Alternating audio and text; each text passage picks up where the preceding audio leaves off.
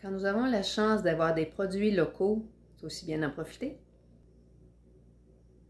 Aujourd'hui, c'est une recette de pesto au kale, graines de tournesol, fromage parmesan, jus de citron, ail, romarin, persil et huile d'olive. Pour ce qui est du kale, moi je l'ai blanchi, puis j'ai enlevé le gros de la queue, afin qu'il n'y ait pas de partie dure dans le pesto.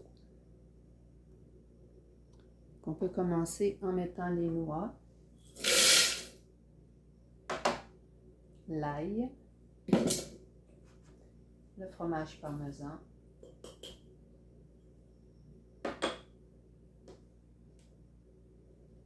le persil, le romarin, le jus de citron.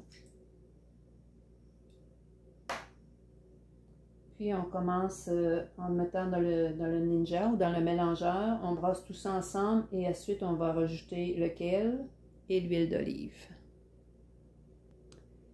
Et vous pouvez bien sûr racler le rebord, le remettre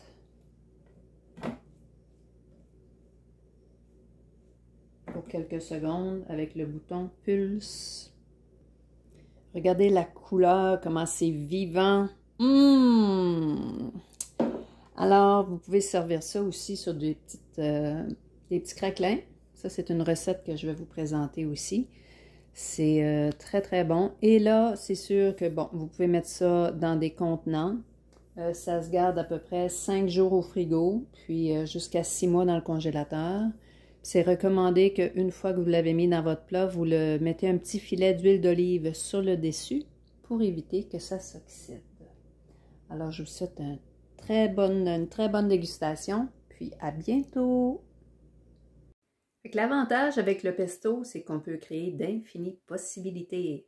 Si, par exemple, vous n'avez pas de kale, ça peut être du basilic, ça peut être du poivron, vous pouvez changer de sorte de fromage, vous pouvez utiliser d'autres noix.